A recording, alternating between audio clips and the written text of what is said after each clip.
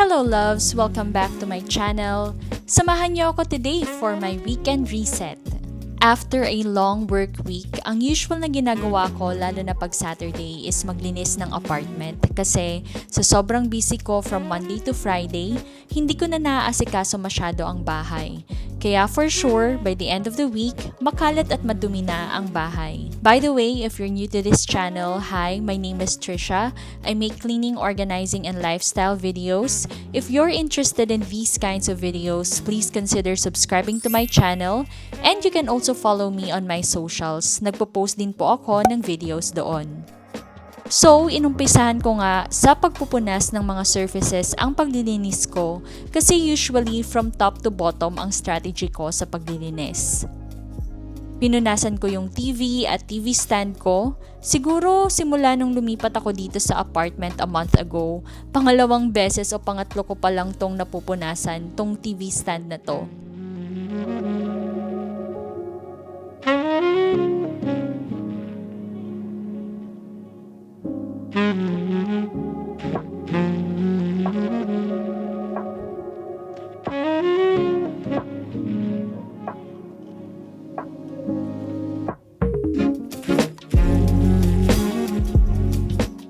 Pupunasan ko na rin itong telephone and Wi-Fi router.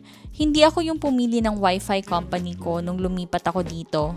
Meron na talagang nakakabit na Wi-Fi kaya hindi ko rin nagagamit yung telephone at hindi ko rin sure kung nakakatawag ba siya. Pagkatapos naman, pinunasan ko na rin tong printer at work desk ko. Siguro mga at least 2 to 3 times a week ko to pinupunasan kasi nagagamit ko to pareho halos everyday.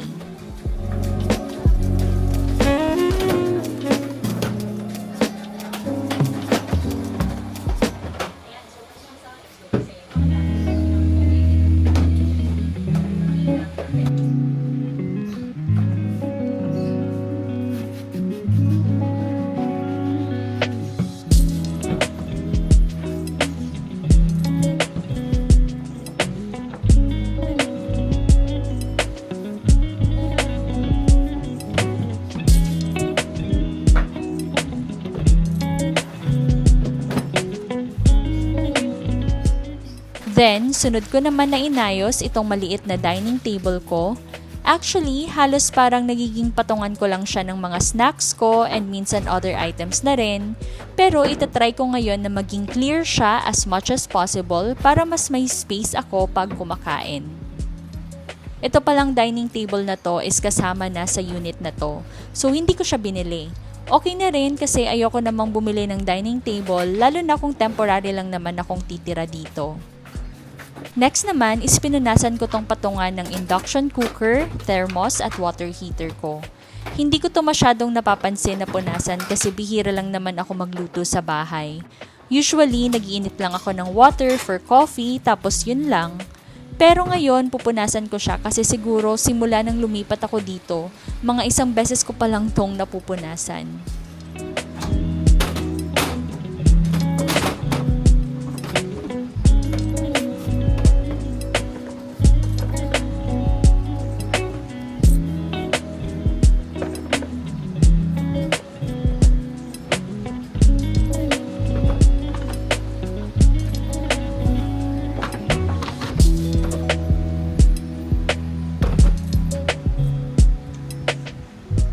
Sunod naman is maghuhugas na muna ako ng mga nagamit kong cups. Kakatapos ko lang mag-coffee kanina kasi I cannot start the day without drinking coffee.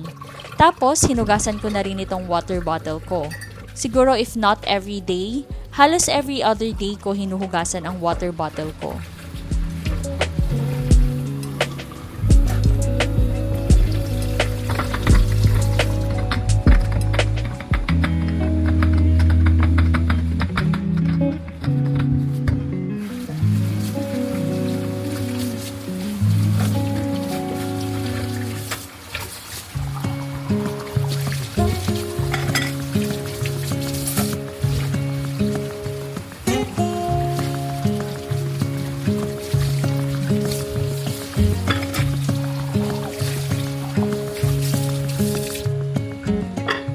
Moving on to the bedroom. Magsistart naman akong magpunas dito sa ibabaw ng drawer na to. Dito ko pinapatong yung mga everyday essentials ko like face cream, hair oil, and other hygiene essentials. I also made sure na pinunasan ko yung buong drawer kasi prone din siya sa alikabok.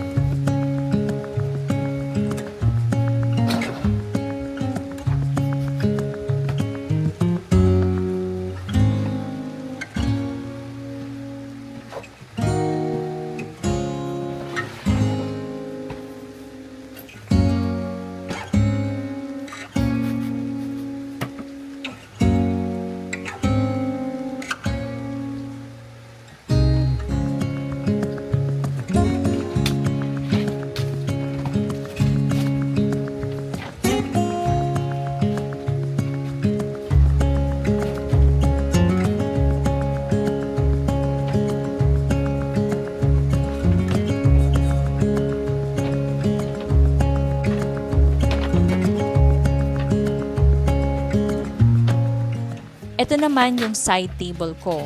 Dito ko naman pinapatong yung ibang hygiene essentials ko, pati yung diffuser ko. Mahilig kasi ako magpaandar ng diffuser sa gabi bago matulog para masarap ang tulog ko. Ito ring side table na to kasama na din siya sa unit kaya hindi na rin ako kailangang bumili ng side table.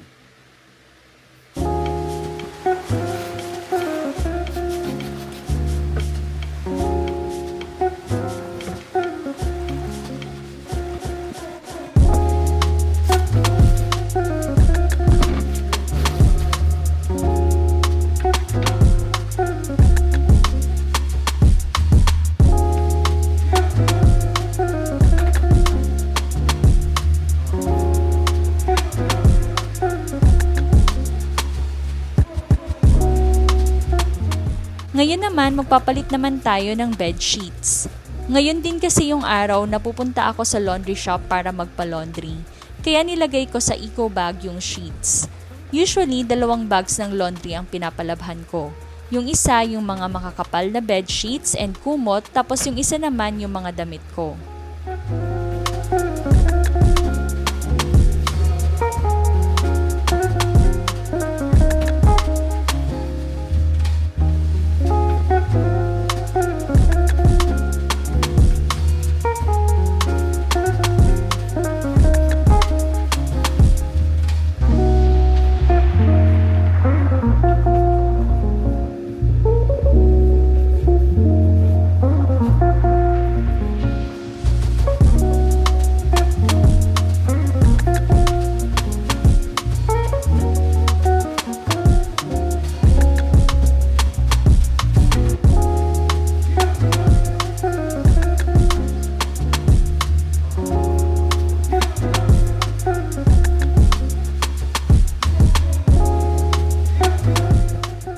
Sanay talaga ako na may flannel sheet pa sa ibabaw ng bedsheet ko kasi medyo sensitive yung balat ko pagdating sa tela.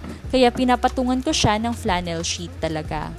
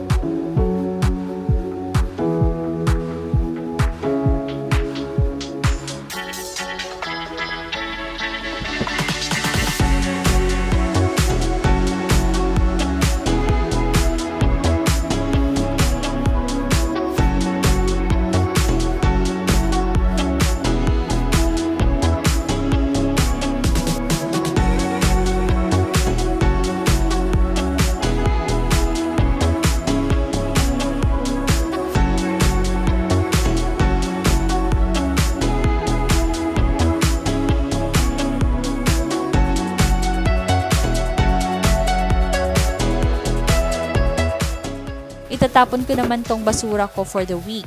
Then after, magwawalis na ako.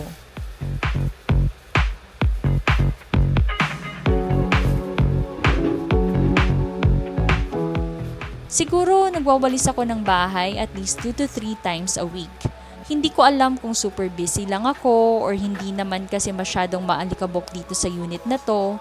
Although, parang ngayon sobrang dami ng dumi na nawalis ko sa sobrang busy siguro. Hindi ako masyadong nakapagwalis this week.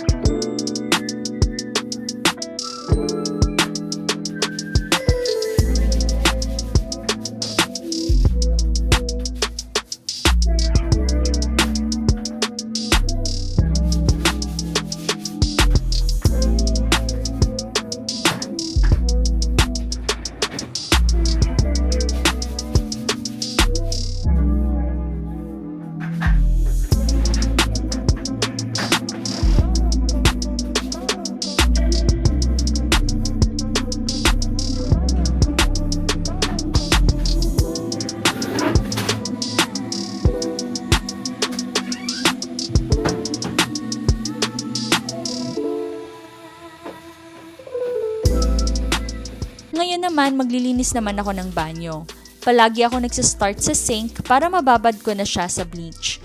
Gumagamit pala ako ng Zim powder and bleach para sa paglilinis ng banyo.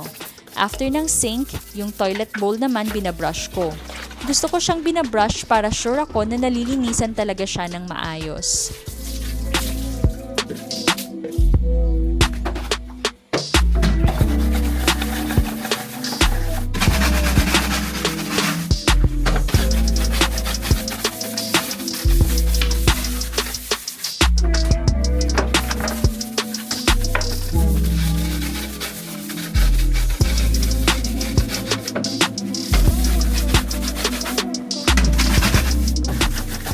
Gumagamit din ako ng lumang toothbrush para maabot yung mga singit-singit ng toilet bowl.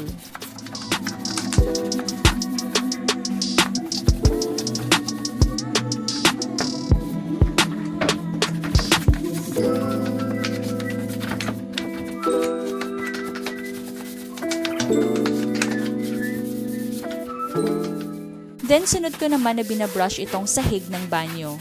Bumili ako ng floor brush para hindi ko na kailangang yumuko o mag-bend masyado sa pag-brush.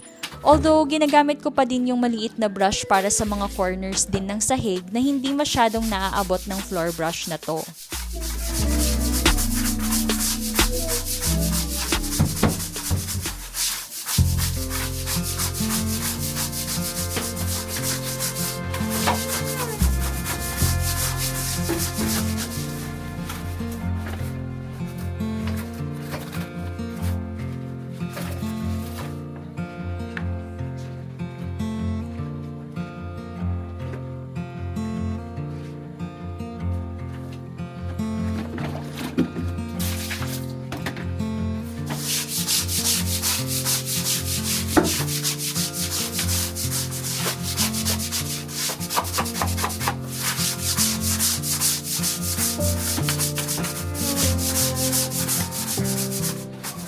Sunod naman na binabrush ko itong wall ng banyo. Siguro ito yung pinaka nakakangalay gawin para sa akin, kaya hindi ko to favorite gawin talaga. Pero kailangan ko pa rin siyang gawin kasi para masigurado kong nalinisan ko talaga bawat sulok ng banyo.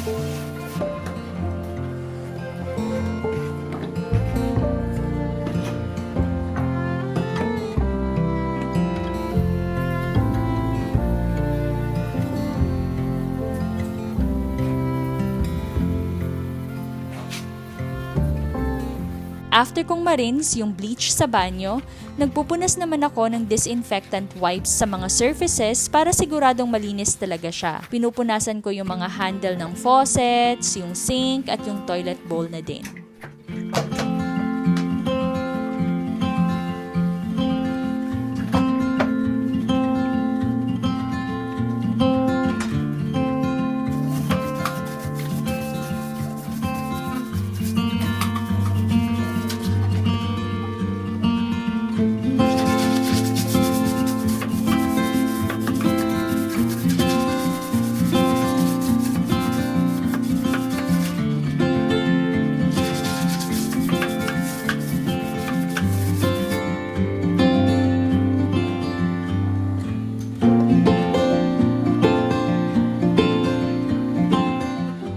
Finally, our last step sa cleaning vlog na to is ang pag-mop ng floor. Gamit ko naman sa pag-mop is yung floor cleaner solution na pwedeng mabili sa grocery store. Nagsistart ako usually sa kwarto and then palabas sa kitchen, then last sa may living area. Sinisigurado ko rin na 2 beses kong minamop yung area.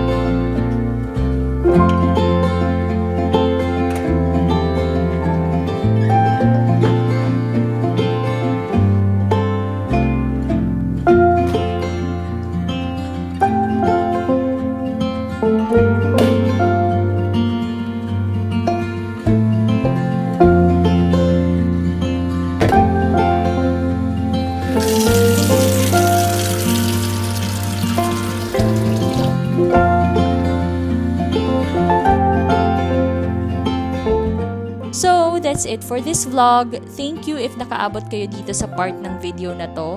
I hope you like this video. Don't forget to like, share, and subscribe to my channel for more videos like this. Please also follow me on my socials. And thank you sa mga patuloy pa ring sumusuporta sa channel ko. Thank you guys, and I'll see you on the next one. Bye!